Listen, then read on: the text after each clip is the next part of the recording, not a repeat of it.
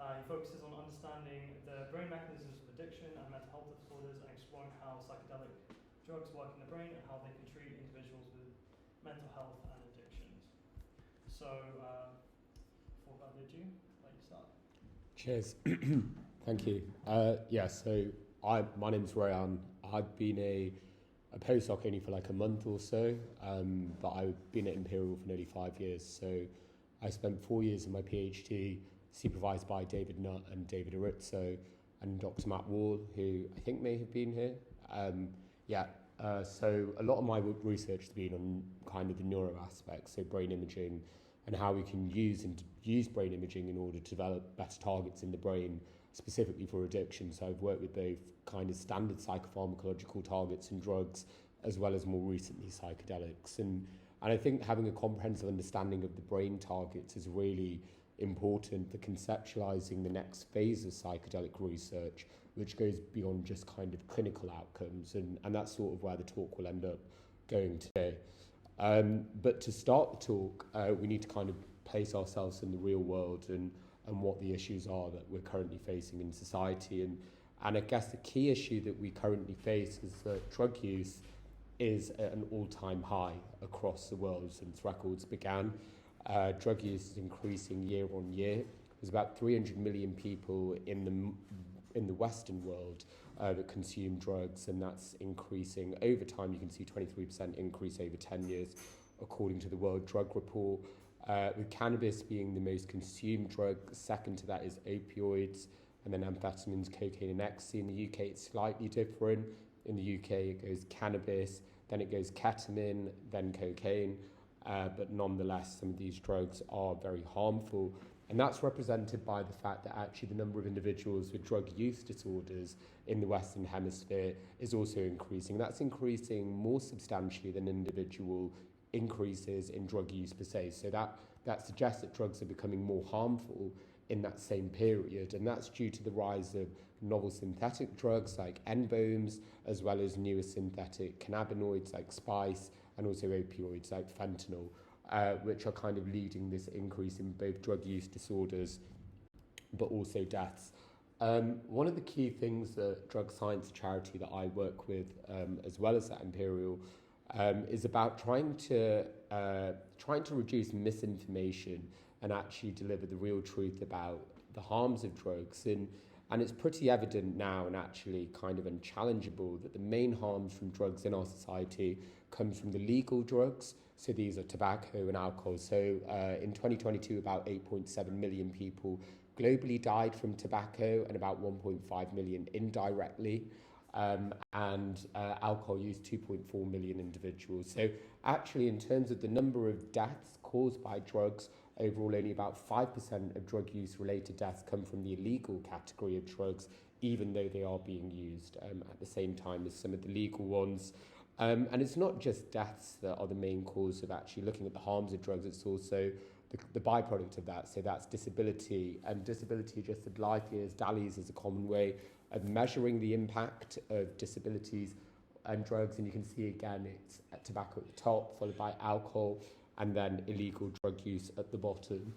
And specific to the UK, again, we can see these figures being borne out here, that tobacco use causes about 80,000 deaths a year, deaths related directly to alcohol, 30,000, opiates, it's about 4,500. The bulk of those actually in Scotland at the moment, where the death rate is increasing by about 30% compounded every single year. So that's a really major problem in Scotland. And then you can see over there that deaths related to cannabis and ecstasy, methadone are very low. Cocaine is also something to look at. But interestingly, you can see drugs like paracetamol actually have more deaths than amphetamines in a given year. And so information like this, although more recently published, is what kind of motivated drug scientists in the UK to do this seminal paper, which was published around 14 years ago. And you will have seen this, and it's become a bit of a meme in terms of drug use and drug harms and policy. And it demonstrates the culmination of expertise, which ranked 16 different drugs on 18 different criteria, assessing harm to users, which is in blue, and harm to others. And at the top, you can see alcohol, drugs like heroin and crack cocaine coming out as the most harmful drugs to both user and society combined, because that's important when assessing the overall harms of drugs. It's not just about how much it harms you as an individual. And then coming out right at the bottom are drugs like ecstasy, LSD, and magic mushrooms, which in the second part of this talk we'll go on to talk about in more detail. And this is also just to kind of mention how these figures pan out when we separate the X and Y axes and harm to users and harm to self. And you can see up here, alcohol comes up quite high in terms of harm to others because it's the most used drug in society. And a lot of criticism about this paper comes into about why don't we standardise this for the amount of individuals using it per capita per 100,000. But actually that's irrelevant because this is a drug that is used in society at the rates that it's used, and therefore it's an accurate reflection of the totality of the harms caused. And that's essentially a snapshot of the reality of what's happening today. So this is actually a real world view of the harms, because actually all of the other harms as well also take into effect real world use of these drugs. And it's not just us that seem to agree. So following on from this kind of seminal paper that was published in The Lancet, experts in the EU and also in Australia, I can't move my face, but yeah, that says Australia over there also kind of replicated these results, demonstrating alcohol to be the most harmful drug in society. Drugs like psychedelics and mdma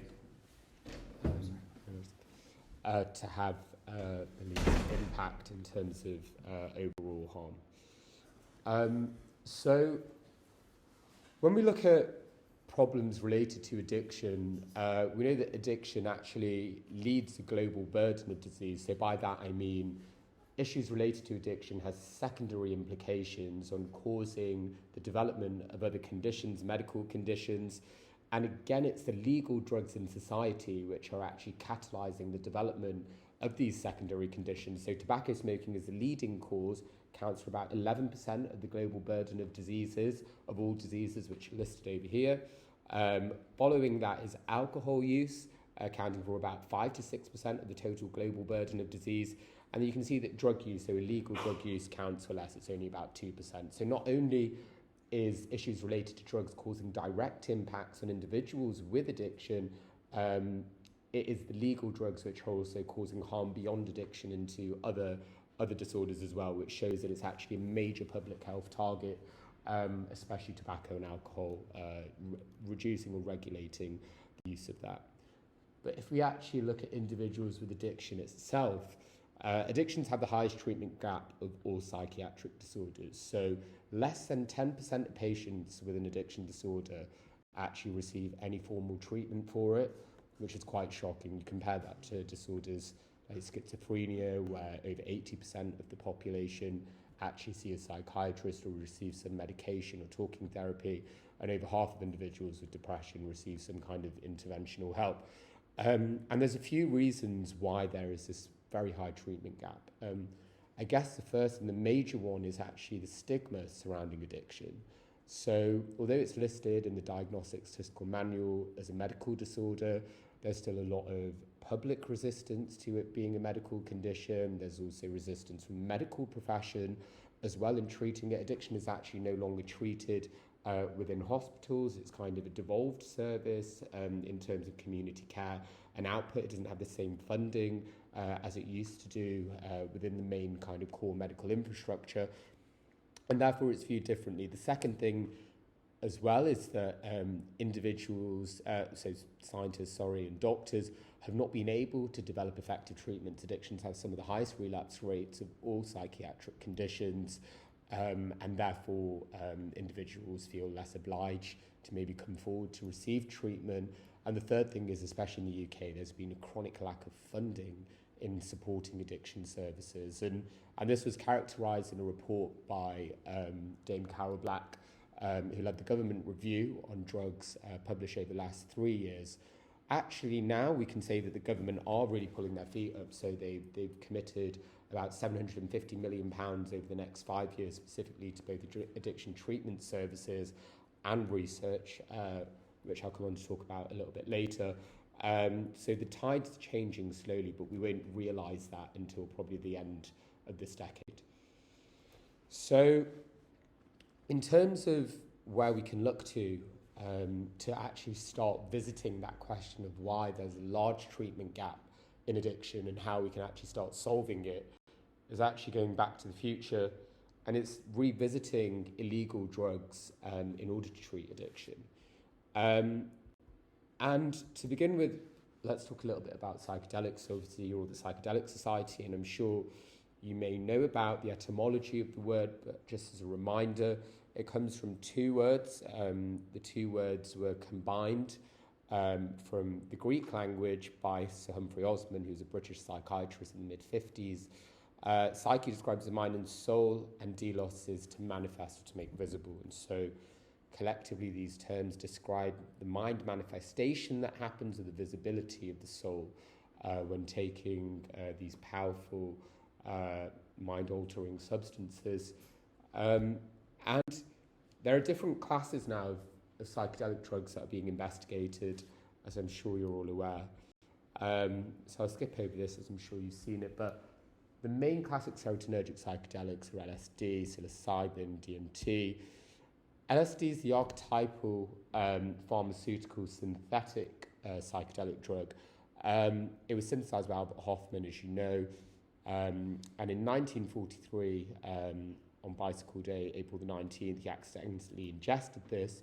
LSD-25 specifically was actually made as a neuroleptic, so it comes from research that was done on the ergot plant, and different ergotamines had serotonin 2A receptor binding, and actually some of these serotonin 2A agonists are still currently used to help things like migraine and also some anti-epileptic drugs. But because of the powerful effects that it had on human consciousness, essentially what Hofmann was able to do was convince Sandoz, a pharmaceutical company which is now called Novartis, so it's still around at the time, to patent LSD-25, and it was delivered to many patients, and I'll go on to talk about some of those trials in a sec.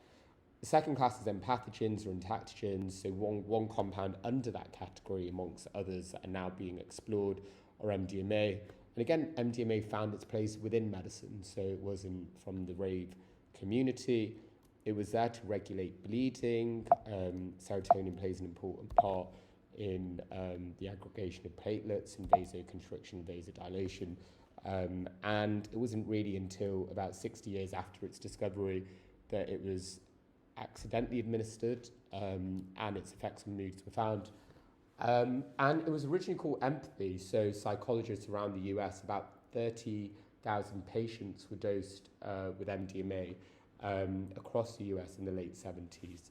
But around the same time that there was this increase in use, there was also the rise of the electronic dance scene that was happening in Chicago and Detroit, and also in the early 80s in Ibiza. And that led to the transition of some of these molecules from the clinic into the dance floor. And I think people found that it actually really complemented dance music, and so it got rebranded to ecstasy from empathy. And it's still used every day around the world, every week. Around in the UK, at least, you know that there's about 1 million doses used every single weekend in the UK, and still remains one of the most popular recreational drugs for individuals around the world. And then finally we have ketamine. So ketamine, I think, is one of the oldest, one of the most used drugs, and the only licensed psychedelic-like drug in the NHS at the moment, but not for psychedelic purposes or not for mental health purposes. So actually, ketamine is only licensed as an anaesthetic. It was licensed in the 70s, and I can't move my face, but it's licensed for pain and anesthesiology, and it's actually the most commonly used anaesthetic in sub-Saharan Africa, and that's because it doesn't require intubation, which is very costly, and that's only something really that can happen in Western hospitals. And so, this is kind of the primary anaesthetic used in the developing world at the moment. It wasn't until sort of the late 1990s that it started being investigated in psychiatry and also alcohol addiction by Krupitsky in Russia. But again, a very powerful and important psychedelic, and actually the one kind of leading the psychedelic renaissance in terms of the pharmaceutical and medical sector. So does anyone know who this gentleman is here? No. Okay, so this chap is Bill Wilson. He was the founder of Alcoholics Anonymous, and around 90 years ago, actually this year, he also had alcohol use disorder, and he's been treated in New York City's town hospital. And at the time, they were doing experimental interventions, and one of these experimental interventions was a hallucinogenic intervention, but not using the classic psychedelics. It was using some plants which we call deliriants. One of them was henbane, another belladonna, and essentially Bill Wilson was given this treatment, which contained an admixture of these different compounds. And it was whilst under this kind of recipe that Wilson described in his autobiography here, that he saw a bright white light and a feeling of great peace. And he interpreted this as a transcendent and spiritual experience. And it was after this transcendent experience that he decided to never touch alcohol again, and he actually formed Alcoholics Anonymous. So Alcoholics Anonymous is the largest consortium of community care for individuals with addiction today. It's still around. They have something called a 12-step program, and it's inspired many individuals in their recovery. But what Wilson did initially, and actually quite pioneering of him, was he lobbied the NIH in America in the 60s to fund 5 separate research trials, which included 500 patients who had severe alcohol use disorder. And the treatment was to use a high dose, so 350 micrograms on average, of LSD treatment with psychotherapy, so just a single dose. And this is the culmination of the research over here. So patients were either given placebo or they were given LSD.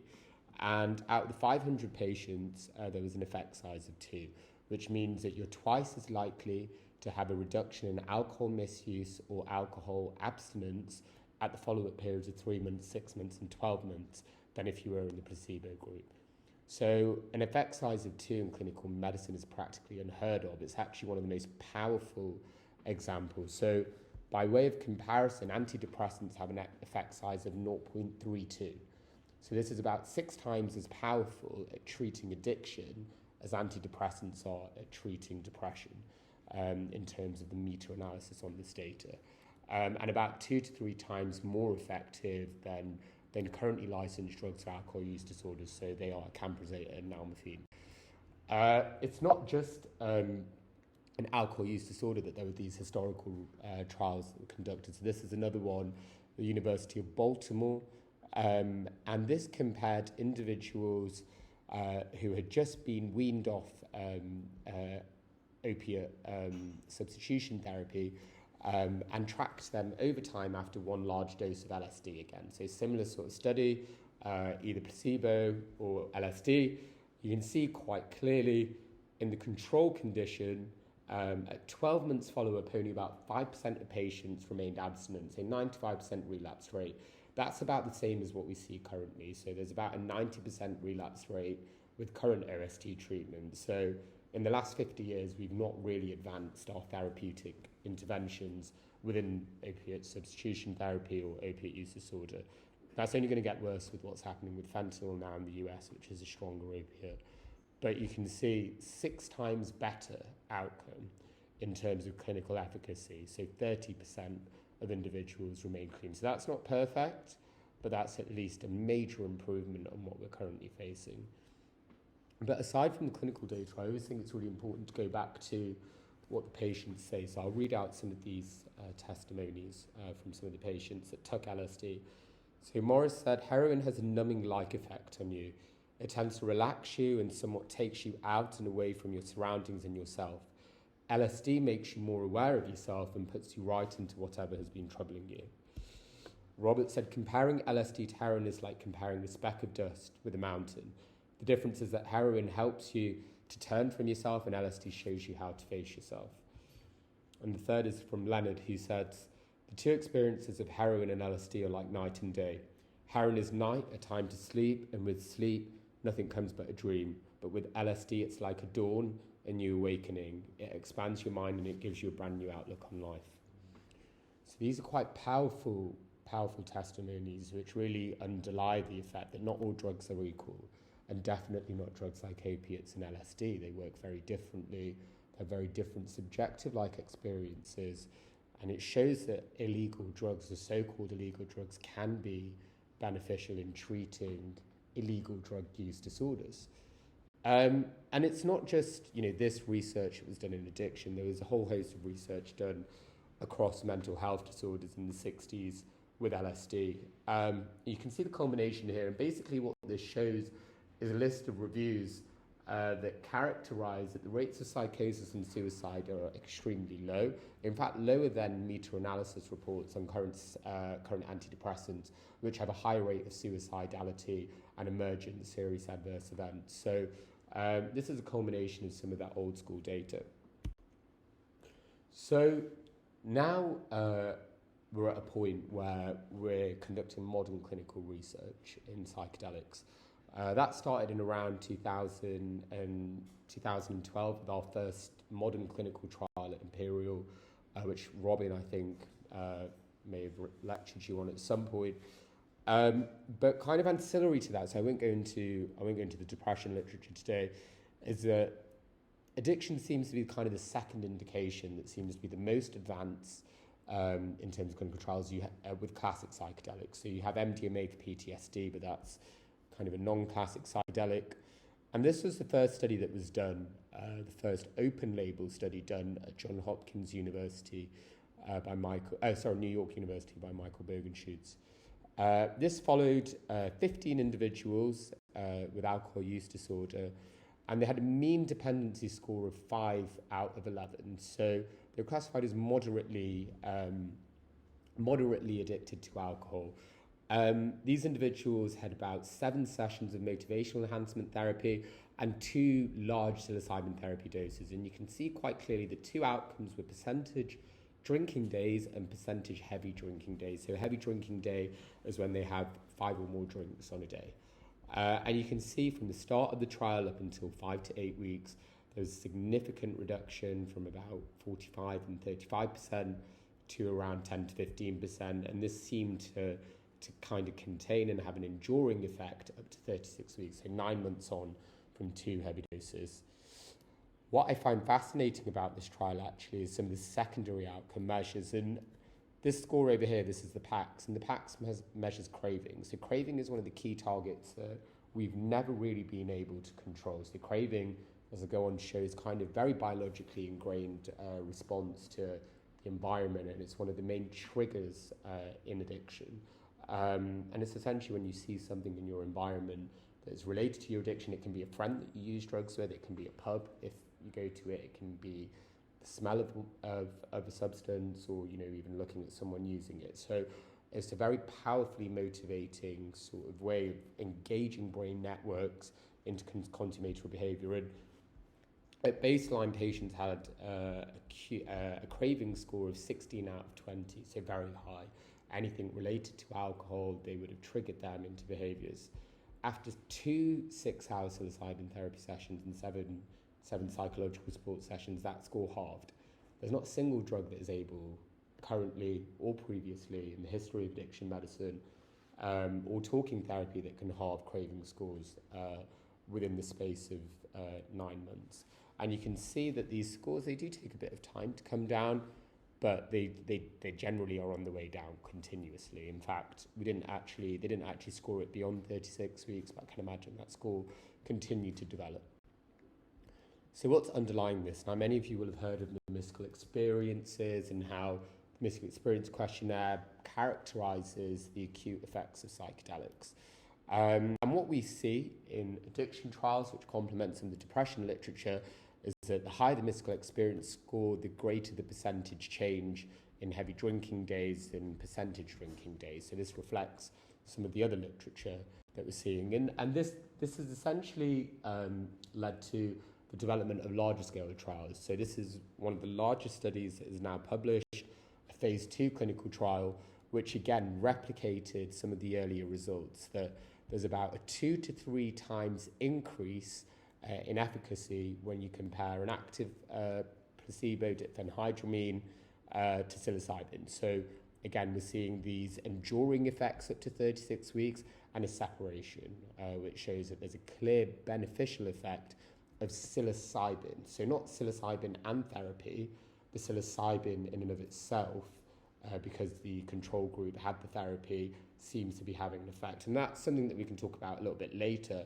about the value of the drug, so the pharmacology versus psychotherapy. And I think this trial clearly demonstrates, and something that I believe in, is that we should be calling this psychedelic therapy as opposed to psychedelic assisted psychotherapy, because I think it really is a drug that is catalyzing the ability to do the psychotherapy as opposed to the psychotherapy being enhanced by psychedelics. But that's an open debate that's still very much subject of debate, and all opinions are still up for discussion.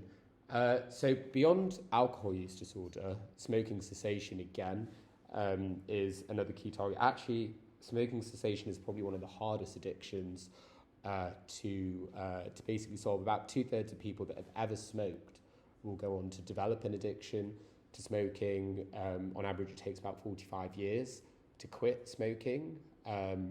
The success rate is about 30%, with varenicline, which is a dopaminergic agonist, which is usually given for nicotine, to stop nicotine use. This study, however, by Johns Hopkins University, followed 15 patients, and at 6 months follow-up, 12 of the 15 were abstinent after 2 high doses of psilocybin therapy. And this was measured biologically as well. So this is a very interesting study, because instead of just self-reports, you can actually measure the urine for cotinine levels, and you can actually double confirm whether individuals are actually smoking versus not. It's not just your classic psychedelics as well that seem to be having an effect. So I mentioned at the start that ketamine is now being used, and that's being used at clinics around the country, and more recently for psychedelic therapy. And this study by Celia Morgan and colleagues, which is now starting to phase 3, is also fascinating, because it really brings in the question of drug versus therapy. And she's been the only researcher that I'm aware of that has been able to differentiate this in a 4-arm study. So you have both drug conditions, ketamine and placebo, and you also have psychotherapy and psychoeducation. And so therefore you're allowed to parse out the differential effects that each of these components may have to clinical outcome. And you can see quite clearly at the top over here, ketamine and psychotherapy, which is sort of the gold standard that we believe may be the best, comes out at having an 86% abstinence day at 36 weeks versus baseline. So it's a great outcome. Then ketamine and psychoeducation comes next. So psychoeducation is the control condition for the psychotherapeutic arm. Following that, placebo in psychotherapy, and then right at the bottom, you can see placebo in psychoeducation. So you can see quite clearly that there is a role for psychotherapy, and that psychotherapy can enhance the drug outcome, but actually it is the drug that seems to be pushing it to the highest level. Again, something we can discuss a little bit later. So we're at a point now, I think, as many of you might know, in psychedelics where there's a bit of a hysteria around some of these results. We have, articles like this in The Guardian and the New York Times, and we always get asked for interviews, and there's a confabulation of some of these results in terms of what they actually describe versus what journalists want you to believe. And I call it essentially sort of the pendulum of hype. So you either want a drug to be curing you, or you want it to be killing you. And that's just essentially how clickbait media work. Now most media and journalists who often use a lot of drugs, they want to report it as saviors, as cures. But I think we now as psychedelic scientists need to kind of take a step back from some of the earlier work that even some of my bosses have maybe been partly to blame for, in terms of hyping it up, and actually really look at the data and see what there is. So we know that now there's hundreds of trials. So this is just an overview of what's going on in the space. But in terms of addiction, the only thing that I think we can say based on all these studies, so I've shown you the two largest studies to date, which are the alcohol use disorder psilocybin trial and the ketamine for alcohol use disorder trial. But although they're the largest treatment effects in addiction medicine, they've only been trialled in about 200 patients in modern clinical trials. So that's not a large amount of individuals to really infer anything from. And we really do need to do phase 3 trials, which have initiated, in order to really justify calling them safe and effective, which is essentially the regulation needed to do that. But I think the key thing as a neuropsychopharmacologist that I'm concerned with is that these trials are advancing at a pace which is rapid and maybe important, but we actually have no idea how they work. We only know that at the end of the trial, individuals seem to not relapse at a rate that they would do with conventional therapy. And the fundamental question that I think all scientists need to answer, also for public health reasons, is why. And that's essentially what the last part of the talk and the bulk of my research and my team at Imperial are looking into. So yeah, how does it work? So this is quite an informative quote I find from Gabor Mate, who's leading psychiatrist, authoritarian in the addiction space. He says that an altered and dysfunctional brain must decide to overcome its dysfunction. It must decide to become normal. I think this is a really interesting quote because it essentially describes what at least I believe from my research to be true of not just addiction but also many psychiatric disorders, is that over time our understanding, or our modern understanding of mental health disorders, is through habit and learning processes that have become maladaptive, or that don't serve an organism adaptively, and these can arise through several mechanisms. And I guess the first is stress. So when a stressful event occurs to an individual, that can be trauma, it can be an accident, it can be a negative experience that's happened to them. Initially, what they have is a response which is a behavioural response to get them out of that. And usually, for example, let's give an example. Say if you were to have a traumatic incident of rape, which is something that is very common in some of the patients that we see. One way to overcome that might be to drink in order to reduce the feelings of stress, anxiety, and to escape those thoughts. Within that context, that drinking allows the individual momentarily to escape from the acute distress that they're facing.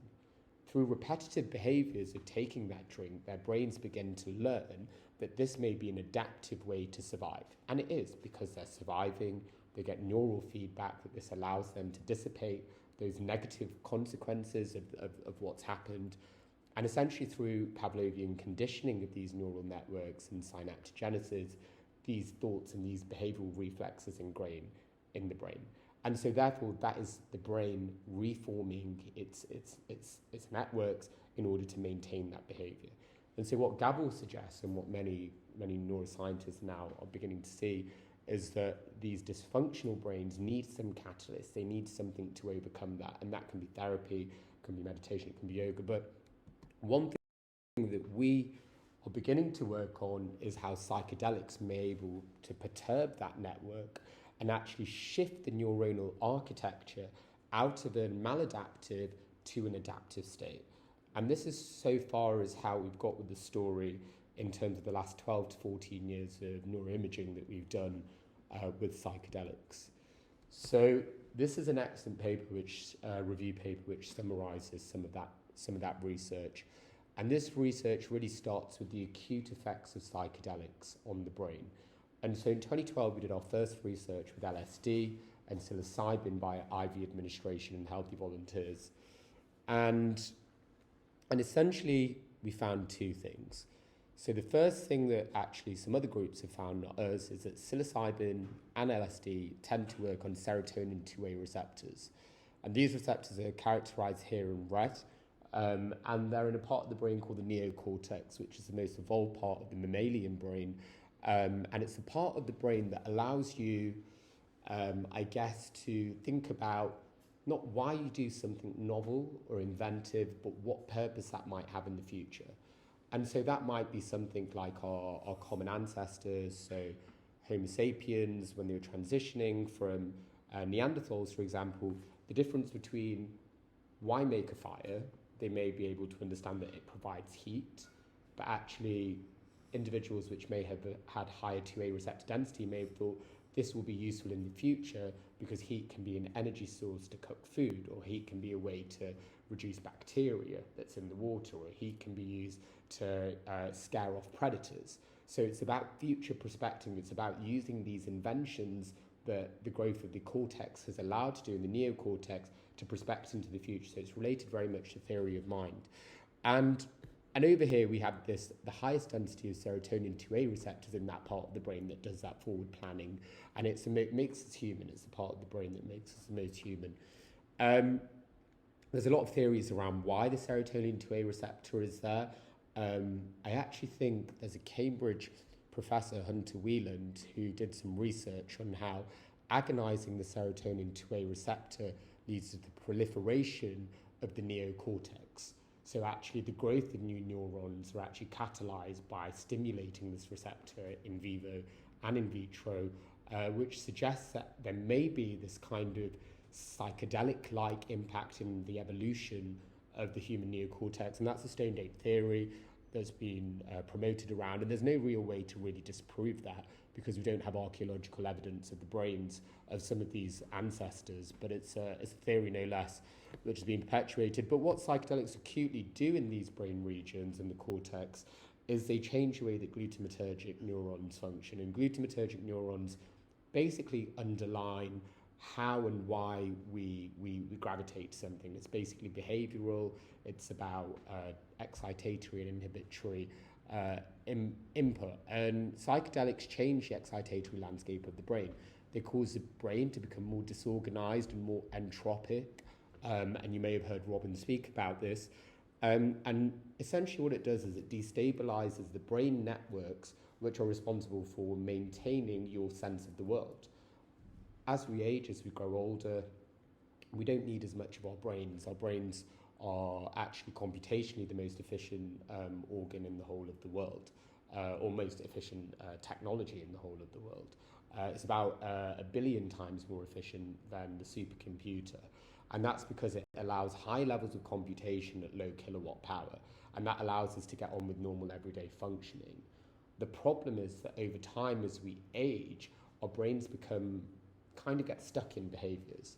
And that's also how disorders like addiction and depression work. Because once you start repeating behaviors and you make these associations, your brains just think, okay, this will be adaptive for my survival. Let's keep those neural pathways. And what you get essentially in disorders is this small brain sort of way of thinking. When you're 25, once all of your synapses have matured, you have small brain sort of ways of looking at the world, and the brain really only speaks to parts of its networks that are near each other. There's a few kind of cross-cortical ones, but under psychedelics, this change in entropic field of the brain allows for increases in cross-cortical activities. So the brain is now speaking to all parts of its brain, and that's kind of why you have these crazy experiences, these hallucinations, these changes in like your conscious sense of reality. But you also for the first time allow yourself to perhaps break free from habits and thought processes that have been ingrained over repetitive thinking processes that have defined your illness, whether that be your depression or addiction. So for the first time in your mental schema, you are breaking free from those thoughts that may be maintaining your illness, and you also may be then thinking about new ways of looking at it. You might be reframing the causes of why you may have been ill, or the behavioural consequences of what your illness has done to you. And that may be facilitated by a process called neuroplasticity. So some of the subacute processes now I think are quite important to talk about. So we change the way that the brain functions acutely by perturbing the networks, breaking free of those rigid molds that are maintaining these problems. And then the day after and in the weeks after, what we see therapeutically and also with brain imaging studies is that there's a carryover effect. We see that the brain generally tends to stay in this open network state, this more flexible network state in patients that do better and that have clinically better outcomes. And we think neuroplasticity is really kind of what's driving that in the cortex. And we've seen that in vitro experiments. If you give DMT to cortical cells, we see an increase in synaptogenesis and neurogenesis. We're also now doing research in humans at Imperial, which we'll be publishing on, looking at ketamine and the effects in vivo in the living human brain of how synapses can grow in the frontal cortex and some subcortical regions, as well as looking at some EEG markings of that using some tests like the visual long-term potentiation paradigm and mismatch negativity. So what does all this mean in terms of behavior? So we think that these acute changes, changing the conformation of the brain landscape, growing synaptic plasticity at the same time, underlie increases in connectedness and acceptance, which is one of the main outcomes of all clinical trials, a decrease in negative cognitive biases, and also a decrease in rumination and thought suppression and an increase in trait openness. So that's fantastic. That's essentially where we're up to, and that's a broad scale sort of working of the current understanding of the neurobiology of psychedelics. Now, back to what we were talking about originally is about addiction. So addiction has very specific molecular and functional changes in the brain that I've been researching in many groups around the world. And I think what some of these results show is kind of a bit of a non-specific way of looking at the brain. We know that depression looks very different in the brain to addiction. We know that eating disorders also do. And I think it's probably not the best science, and we're at a university now, so we may as well go really into this, to really kind of conflate both depression and addiction neuroimaging results, because that won't be beneficial for patients. And so we can start by looking at two systems in the brain. We can look at the reward system, which is one of the most evolutionary conserved brain regions, and actually that's where we see the most deficits in addiction. And we can also look at neuroplasticity as well. And we can look at it in two ways with modern brain imaging. One is looking at molecules in the brain using PET brain imaging, and the other is using circuits and systems neuroscience using fMRI and EEG. So multimodal brain imaging in order to get the most comprehensive understanding of the effects of psychedelics within a clinical trial. The theoretical concept of what addiction looks like in the brain has been teased out over 20, almost 30 years ago even. And it was kind of initiated by this individual, Ralph Metzner, who's one of the earliest psychedelic researchers. And he basically describes transcendent or ecstatic experiences, like the classical accounts of mystical or cosmic consciousness, involve the widening of the focus of attention and expansion of awareness beyond the boundaries of the ordinary or baseline state. Such experiences involve the opposite of the addictive contractions of consciousness. What he describes essentially here is this 360-degree view is all of the world. The world as you see it, the world as everything in terms of all the information that's in it. Obviously, we don't take in all of this information because, as I said before, our brains don't need to do that. We make sense through predictive models of what's happening around us. So basically, we only really ever say, let's say 60 degrees of this 360-degree circle. In addiction, he hypothesizes that people see maybe 15% of the world because actually their addiction has minimized their attentional networks and salience networks to really only focus on that which they are addicted to. When you use drugs like psychedelics for the first time, what you do is you have an opening of this consciousness because your brains are filtering in information that it's not allowed to by increasing the entropy.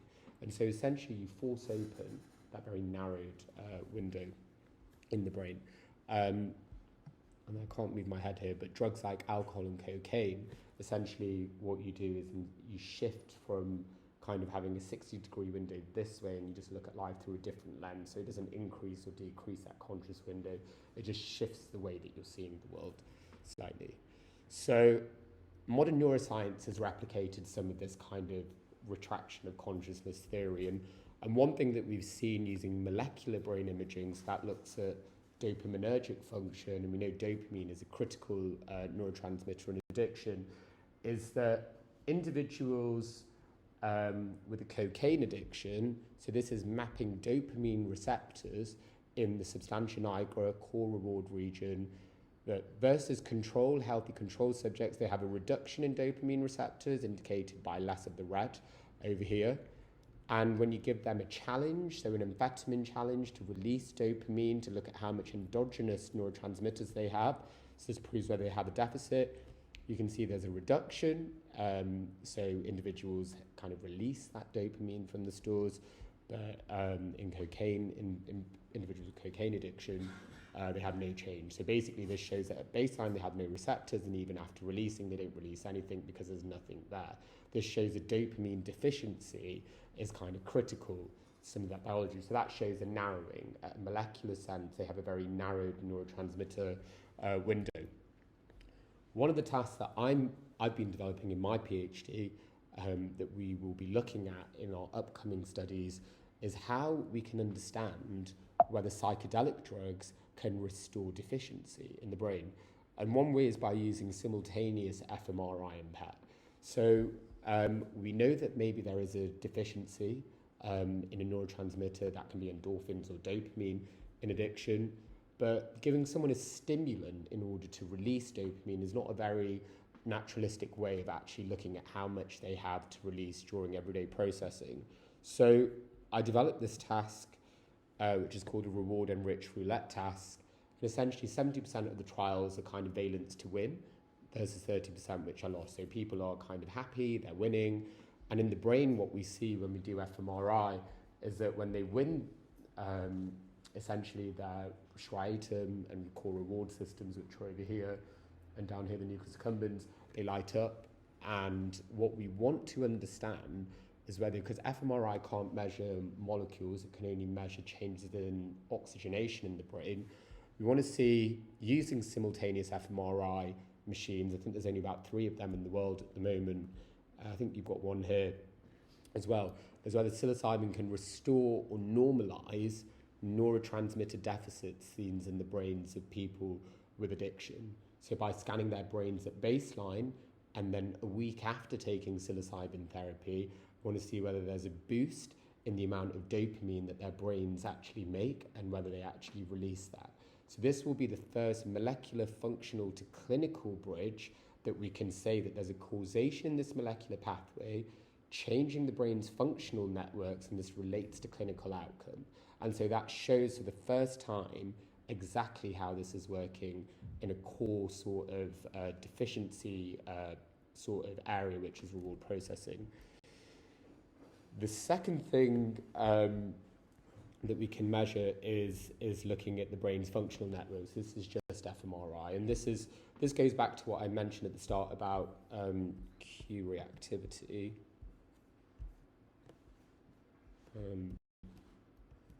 So when we show images, you can see some images up there of cocaine, alcohol, methadone, and also heroin.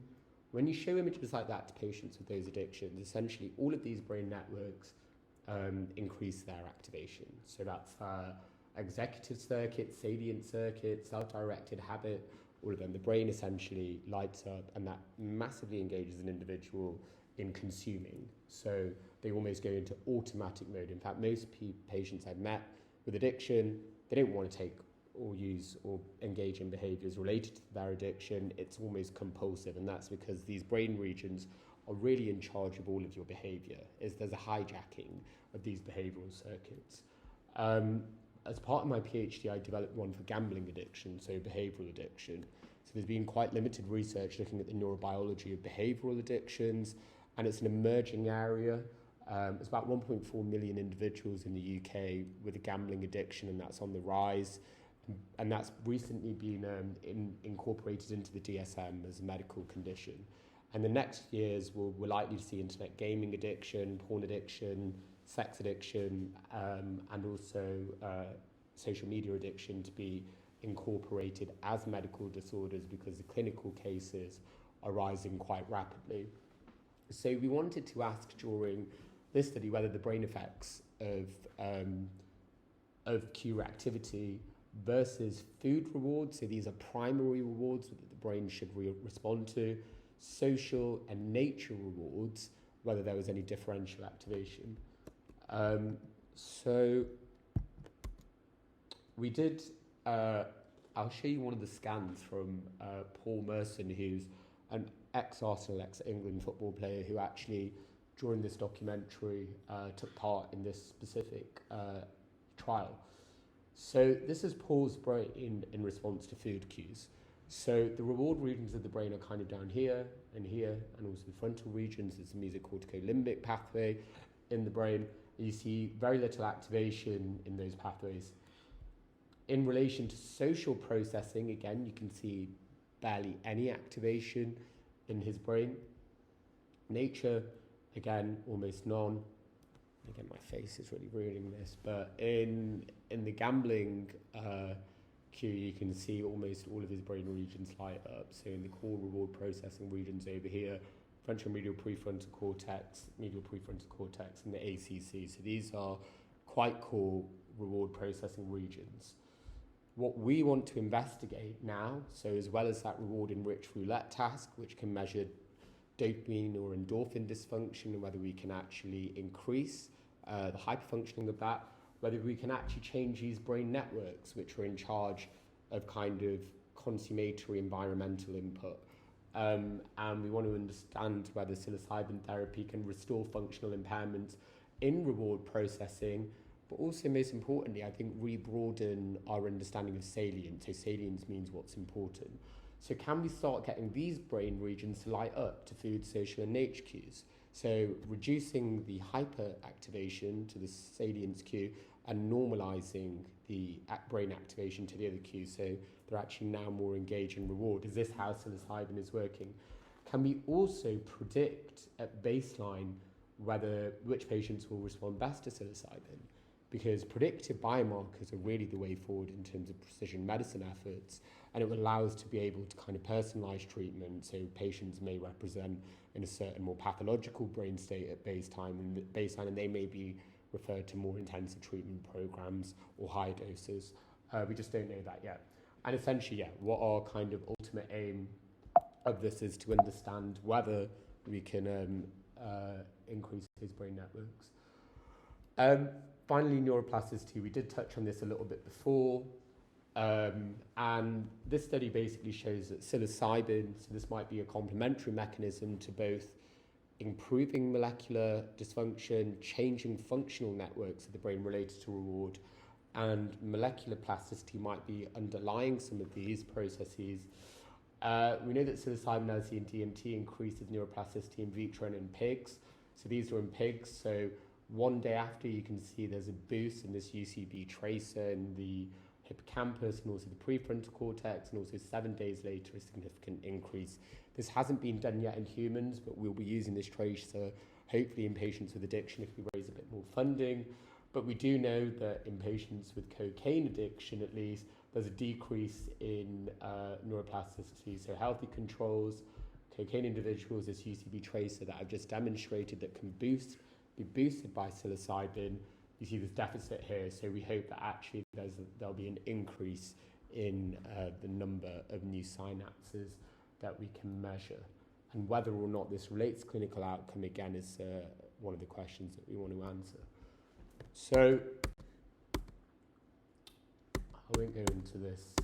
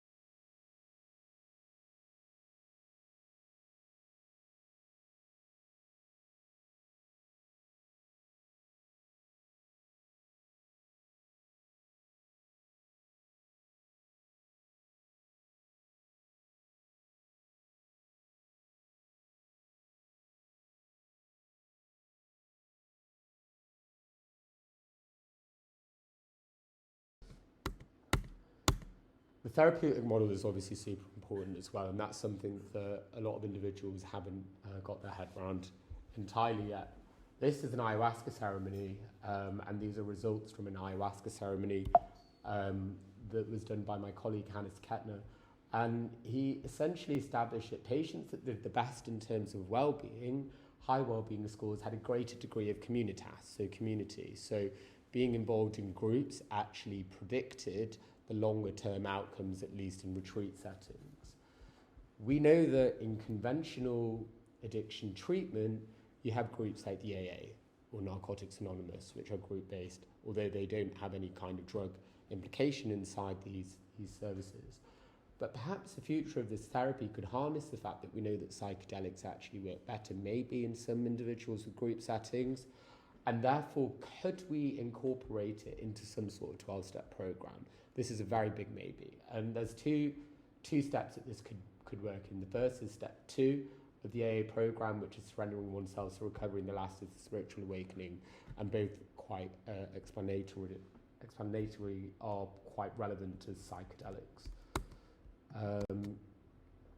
So these are the 2 studies that we've recently set up. We've not dosed yet, but we'll be starting these trials in about August this year with Professor David Nutt, Dr David Ritzer, Dr Matt Wall, Louise Patterson and Mark Sweeney, who's a PhD student. And the aims of both trials are to assess the tolerability, safety, efficacy of psilocybin therapy for people with opiate use disorder and remission, so detoxified patients, and also those with gambling disorder as well, so behavioural addiction as well as substance use addiction. And we'll be looking at these brain mechanisms, fMRI and EEG that I mentioned, and exploring some of the outcomes. So these studies have never been done before in the world, so they're both pilot studies, and we hope that we'll be able to do larger scale trials if they work out. But what we'll be developing over time is kind of a secondary rebus. So rebus you might have heard of, which is Robin's theory, which is called rebus and the anarchic brain. I'm calling this theory reset and the sentient brain. Reset stands for rebroadening of salience under psychedelics. And it's a multidisciplinary theory of brain mechanisms of psychedelics in treating addiction. And we'll be looking across both preclinical neuroscience, clinical and molecular neuroscience, as well as the biopsychosocial factors which lead to addiction. And hopefully the data that's developed from this trial might make a specific theory relevant to addiction, because rebus, I think, is more related to depression. So essentially what all of this work will aim to do is to make a more comprehensive model to allow for the better optimization, essentially, of drug development over the next 3 years, specifically for addiction. So in summary, psychedelics are not a magic bullet, and I don't think all patients will benefit. We already know that because about 40 to 50% of patients don't respond in clinical trials. We currently don't know why that's the case, but what we can say is that understanding treatment responsivity through this multimodal biopsychosocial profiling will help to aid drug design. So we develop predictive, preventative, personalized and participatory medicine. So this 4P approach is something that's used in oncology and Alzheimer's research, and I think it should be used in neuropsychiatric research now that we have the tools. We may be able to develop new receptor systems that better explain the effects of psychedelics. A lot is spoken about the default mode network.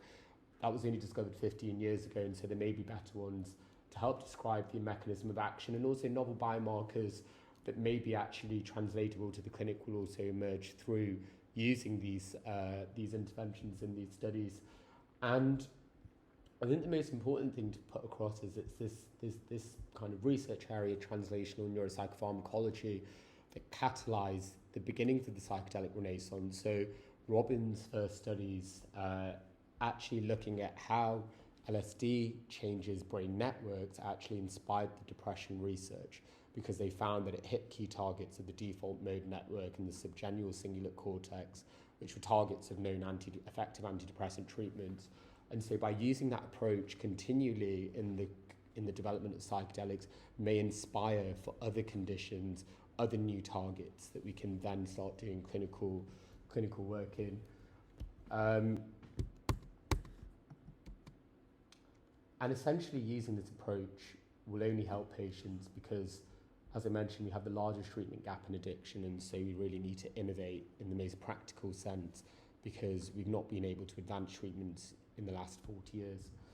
And hopefully we'll be making the start, at least, with some of the work that we're doing. So yeah, big thanks to all of these individuals in the team. And yeah, if you want to ask any questions or follow me on Instagram or Twitter, I often give updates about the work I'm doing. So thank you.